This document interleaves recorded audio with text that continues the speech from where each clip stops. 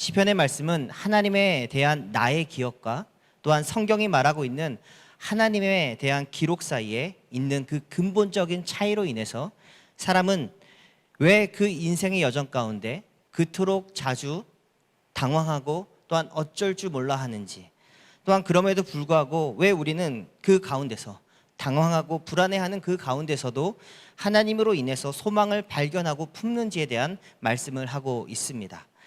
하나님은 인간을 창조하셨습니다. 그래서 창조 세계를 통치하라고 말씀하셨습니다. 또한 죄와 공경에 빠진 세상을 구원해내기 위한 수단으로서 우리를 또한 부르셨습니다. 하나님이 아브라함을 부르신 부름을 통해서 그는 아담이 받았던 소명, 생육하고 번성해야 하는 그 소명을 받았고, 또한 땅의 모든 족속이 너로 말미암아 복된 그 길로 인도함을 받게 될 그 임무도 동시에 부여받았습니다. 그러므로 하나님이 한 사람, 한 가정을 부르심은 세상을 지혜롭게 관리하는 역할뿐만 아니라 지금처럼 처참하게 흠이 난 세상 가운데 아주 작은 틈이라도 메꾸려 하고 또한 짊어지고 가게 하시려고 우리를 부르셨습니다. 그런데 우리는 다시 한번 당혹하게 되고 또한 눈물 짓게 되는 것은 창조적인 사역과 구원의 사명, 그 본질적인 역할을 알기는 알지만 우리 스스로가 짙은 어둠과 실패와 공허함 가운데 지쳐 있고 쓰러져 있다라는 것입니다. 사명을 이루고 또한 사역을 해야 하는데 우리가 지쳐 있고 쓰러져 있습니다. 그래서 오늘 본문 1절에서 시인이 이렇게 기도합니다. 내가 내 음성으로 하나님께 부르짖으리니 내 음성으로 하나님께 부르짖으면 내게 귀를 기울이시리로다. 시인이 지금 왜 기도를 하고 있습니까? 하나님이 맡기신 막중한 창조적인 역할과 세상을 구원하고 인도하기 위한 사명을 위해서 기도하는 것이 아닙니다. 2절에 나의 환난으로 인해서 밤에도 기도하고, 또한 3절에는 그 일로 인해서 기억하며 불안하며 근심하여 심령이 상해 있는 상태입니다. 여기 시인이 겪고 있는 환난이 구체적으로 무엇인지 알 수는 없습니다. 그러나 우리는 지금 시인이 겪고 있는 환난으로 인해서 겪고 있는 그 불면증, 괴로움, 고통, 그리고 답답함이 무엇인지 경험적으로 알고 있습니다. 우리 역시도 겪어봤습니다. 시인의 고백이 곧 나의 고백임을 우리는 읽으면서 알고 있습니다. 혹은 지금 겪고 계실 수도 있습니다. 4절에 주께서 내가 눈을 붙이지 못하게 하시니 내가 괴로워 말할 수 없나이다. 잠을 못 자는 고통, 그것으로 인해서 괴로워서 말할 수 없습니다 라고 또한 이야기하고 있습니다. 또한 2절에서 4절까지의 시인의 상한 마음에서 흘러나오는 어떤 불신의 꾸정물과 또 그 괴로움의 신음을 한번 들어보시기 바랍니다. 2절에서 4절을 같이 한번 읽습니다. 시작. 나의 환난 날에 내가 주를 찾았으며 밤에는 내 손을 들고 거두지 아니하였나이다. 내 영혼이 위로받기를 거절하였도다. 내가 하나님을 기억하고 불안하여 근심하니 내 심령이 상하도다. 주께서 내가 눈을 붙이지 못하게 하시니 내가 괴로워 말할 수 없나이다. 지금까지의 이 모든 고백이 어디서 시작합니까? 나의 환난으로 인해서 그 속에 빠져서 허우적대는 한 성도의 한 사람의 목소리를 우리가 듣고 있는 것입니다. 초등학교 시절에 물에 빠진 적이 있습니다. 2학년 때인가 3학년 때인가입니다. 아직 수영을 배우지 못했을 때입니다. 부모님 몰래 점점 더 깊은 곳으로 가서 놀다가 급류에 휩쓸렸습니다. 그 물은 저를 점점 더 빠르고 깊은 곳으로 데리고 갔습니다. 그런데 지금도 신기한 것은 그 어린 나이에 물에 빠졌을 때 몸에 힘을 빼고 나 자신을 맡기면 물에 뜬다라는 이야기가 생각이 나서 그 물에 저를 맡겼습니다.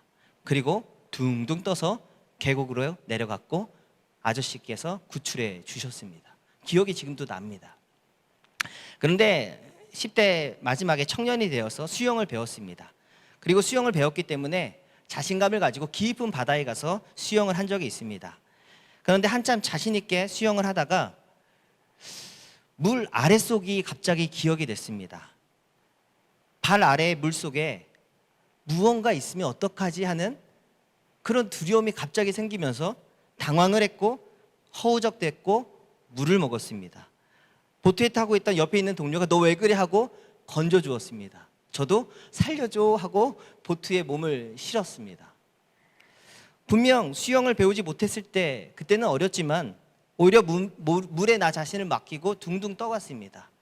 그런데 수영을 이론적으로 배웠고 경험적으로 배운 후에 오히려 물을 먹고 정말 물에 빠질 뻔했습니다. 오늘 3절의 시인은 하나님을 기억하면서 뭐라고 말씀합니까? 더 불안하다고 이야기합니다.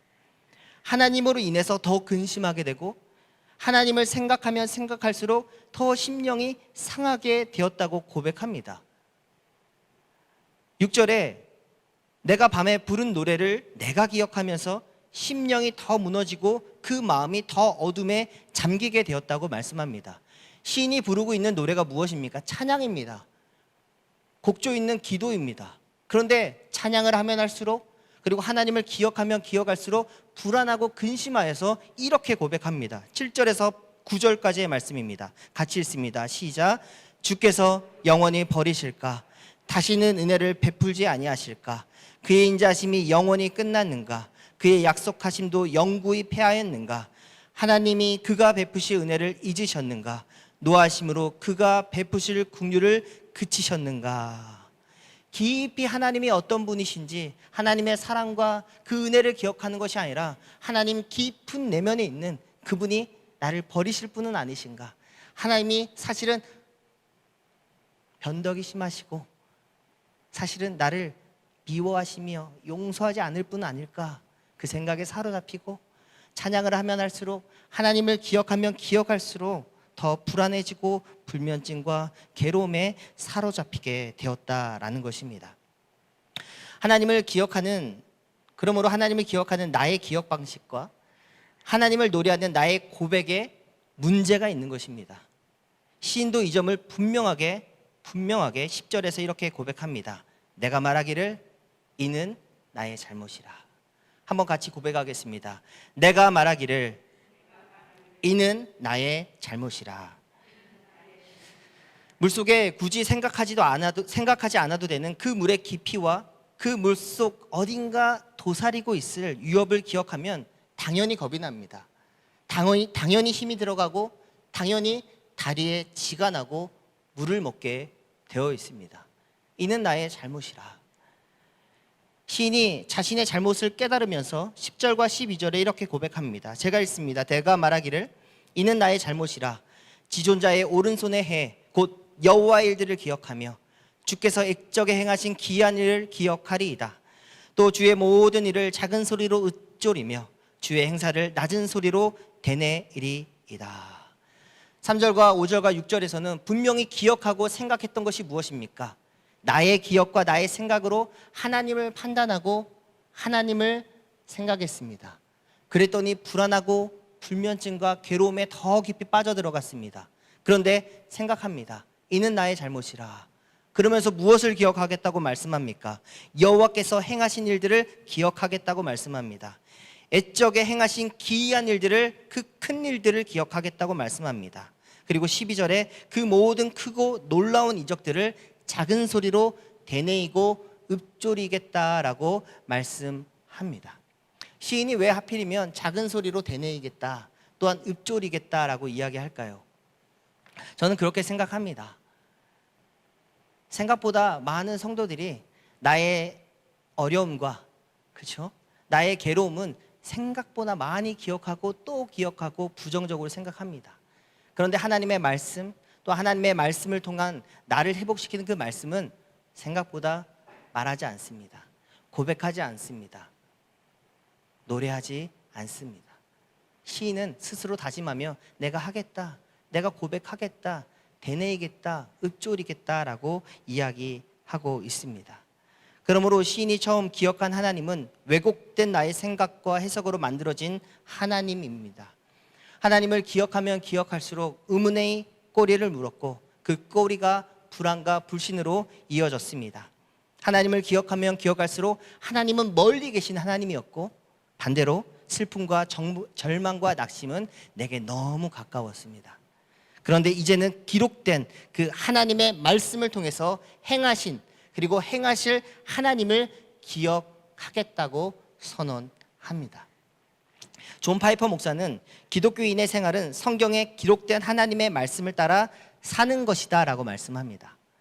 그러므로 성경에 기록된 말씀을 따라 사는 것은 이렇게 얘기합니다. 반드시 의도적이고 반드시 능동적이며 반드시 적극적으로 추구해야 할 즐거운 프로젝트가 되게 해야 한다고 말씀합니다. 시인은 자신의 잘못을 깨달으면서 적극적으로 그리고 의도적으로 보게 된 기록된 말씀이 어디입니까? 하나님께서 출애굽 백성들을 권능의 손길로 구하셨던 사건을 바라봅니다. 하나님의 능력으로 하나님이 무엇을 하셨는지, 하나님의 역사하심으로 창조 세계와 그리고 자신들을 괴롭혔던 악인들이 두려워하고 떨었다라는 것을 발견합니다. 이와 같이 시인이 출애굽 사건을 기억하는 것을 보면서 시인 자신도 처한 상황이 이러지 않았을까? 앞에는 홍해 바다가 있습니다. 그리고 뒤에는 애굽 군대가 저를 따라오고 있습니다. 사방이 막혔습니다. 앞으로 나아갈 수도 없습니다. 뒤에는 저를 죽이려고 하는 이들이 따라옵니다. 불가능한 상황입니다. 내가 질 수밖에 없는 상황입니다. 그것이 곧 자신의 모습이었던 것으로 추정이 됩니다. 그런데 하나님이 오래전 이스라엘 백성들을 구원하신 역사적인 사실과 그 발자취가 내게도 있을 것임을 묵상하며 기억하며 그리고 즐거이 그 말씀을 받아들이고 있습니다. 그가 홍해를 건너는 사건을 묵상하면서 발견한 즐거움이 16절과 19절에 나와 있습니다. 저도 이 부분의 말씀을 읽으면서 시인이 참 유머러스하고 즐거운 것을, 재미있는 것을 발견했다라는 것을 보게 됩니다. 우리 16절에서 19절의 말씀을 같이 읽습니다. 시작. 하나님이여 물들이 주를 보았나이다. 물들이 주를 보고 두려워하며 기품도 진동하였고 구름이 물을 쏟고 궁창이 소리를 내며 주의 화살도 날아갔나이다. 해오리 바람 중에 주의 오랫소리가 있으며 번개가 세계를 비추며 땅이 흔들리고 움직였나이다. 주의 길이 바다에 있었고 주의 고든 길이 큰 물에 있었으나 주의 발자취를 알 수 없었나이다. 시인이 발견한 것은 바다가 하나님을 본답니다. 그리고 그 바다가 하나님을 보고 두려워 부들부들 떨었다라고 그것을 발견합니다. 이 발견이 너무나 재미있고 신기한 표현입니다. 그래서 그 두려움으로 바다가 갈라졌다라고 이야기합니다. 또한 보이지 않던 길, 분명히 내 눈에는 보이지 않던 그 길이 주의 길이 바다에 있었음을 발견하고 그 발자취를 거기에 남기셨고 또한 흔적도 없이 큰 물로 다시 덮으심으로 말미암아 그 발자취를 감추셨다라고 고백합니다. 그러므로 우리 삶의 에너지와 목표를 어디에 두어야 합니까? 나의 기억으로 해석된 하나님 되어서는 안 됩니다. 기록된 말씀을 추구하고 헌신하여 하나님을 발견하는 즐거운 전략을 가지고 매일매일의 삶을 살아가야 합니다. 매일 아침이면 중고등부 우리 카톡방에 오늘의 큐티를 올립니다. 그리고 인사를 하고 오늘 본문에서 하나님은 누구십니까? 꼭 질문을 합니다. 그러면 선생님들이 시간이 날 때마다 하나씩 올립니다. 그것을 읽는 재미가 있습니다. 하나님은 어떤 분이십니다 라고 고백할 뿐만 아니라 하나님에 대한 감사와 영광 돌리는 고백까지 합니다. 그것을 읽는 재미가 있습니다. 중고등부는 의도적으로 그리고 능동적으로 매일 이렇게 해가고 있습니다. 그러나 아이들은 한 명도 올리지 않습니다. 많은 그럼에도 불구하고 읽을 것을 눈으로 보고 아멘 해주기를 바라면서 매주 협박을 하고 있습니다. 하나님을 즐거이 어떻게 따를 것인지, 오늘 본문에 기록된 말씀을 통해서 나를 어떻게 이끌어 가실지 우리는 헌신하듯이 즐거이 말씀을 봐야 합니다. 그 차이는 하늘과 땅의 높음같이 큰 차이를 낼 것이다 라고 오늘 본문이 우리에게 보여주고 있습니다. 최근에 이유 없이 죽고 싶고 괴롭다는 한 사람을 만났습니다. 한 청년을 만났습니다. 깊은 우울증과 불면증에 시달리고 있었습니다. 많은 이야기를 들어주었고 최근에 만났기 때문에 시편 77편을 같이 읽고 책 한 권을 꼭 사서 보라고 미션을 주었습니다. 제임스 패커의 하나님을 아는 지식이라는 책을 같이 한 챕터를 읽으면서 이 책 꼭 사서 읽어보라고, 하나님을 아는 지식으로 너의 마음을 채워야 한다라고 이야기를 해 주었습니다. 이 책을 꼭 읽고 그리고 스스로 죽지 말 것을 당부해 주었습니다. 이 책은 말 그대로 하나님을 아는 지식을 소개하는 책입니다. 20세기 최고의 복음주의 저서라고 자타공인 인정받는 책입니다. 최근에 알게 된 하나님을 아는 지식을 쓴 이 책의 저자 제임스 패커는 2002년 7월에 별세했습니다. 그리고 알게 된 것은 하나님 품으로 돌아가시기 전 5년 전부터 시력을 잃기 시작하시고 병원에서는 치료할 수 없습니다, 시력을 잃으셨습니다 라는 통보를 받게 됩니다. 그리고 2016년 1월에 한 신문에 실린 한 줄의 헤드라인 제목을 제가 서치하고 보게 되었습니다. 이렇게 쓰여 있었습니다. 89세의 제임스 패커, 시력을 잃었지만 여전히 그리스도를 본다. 시력을 잃었지만 여전히 그리스도를 본다. 이 한 줄의 제목이 저의 심금을 울렸습니다. 그렇구나. 시력을 잃으셨지만 여전히 그리스도를 본다라고 인터뷰하시고 고백하셨구나. 인터뷰 전문을 보니까 이렇게 말합니다. 내가 시력을 잃게 된 것은 하늘로부터 내려온 분명한 지시입니다. 하나님은 그분이 하시는 모든 일을 알고 계십니다. 나는 하늘로부터 내려온 하나님의 결정을 믿고 받아들일 뿐입니다. 나는 시력을 잃었지만 여전히 그리스도를 봅니다. 우리에게 고난이 닥치면 그 환난으로 인해서 정말 힘듭니다. 말도 안 되게 힘들고 괴롭습니다. 정말 기도도 나오지 않을 정도가 됩니다.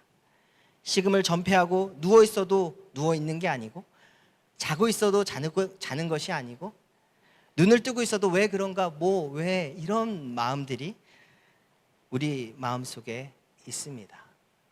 시인의 고백처럼 하나님이 정말 나를 잃으셨는가, 하나님의 사랑이 끝인가, 이런 말들이 나오게 되어 있습니다.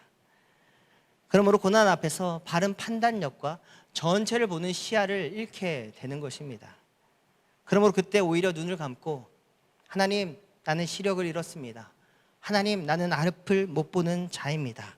그러나 주는 나를 아시고 주는 나의 길을 아시고 나를 인도하시는 분이십니다. 광야의 길을 내시고 또한 바다에도 내가 걸어갈 수 있도록 이끄시는 분이십니다. 고백하시기 바랍니다. 기록된 말씀을 통해서 그분이 나를 이끄시고 인도하실 것을 고백하시며 나아갈 수 있는 우리 성도들 되기를 소망합니다. 인생의 고난길에 반드시 왜곡된 나의 시각을 버리고 하나님 해석하는 것을 버리고 하나님 앞에 서야 합니다.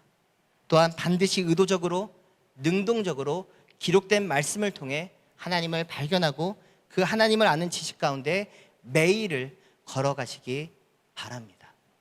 우리 성도들이 어쨌든 손때 묻은 성경책을 다시 가죽을 입히는 이런 과정을 통해서 이 성경을 정말 사랑하는구나, 그리고 이 기록된 말씀을 통해서 걸어가려는 마음이 있구나라는 것을 다시 한번 발견하게 됩니다. 성도 여러분, 하나님의 말씀에 깊이 뿌리 내린 사람은 어떤 고난과 역경이 찾아와도 다시 시작할 수 있습니다.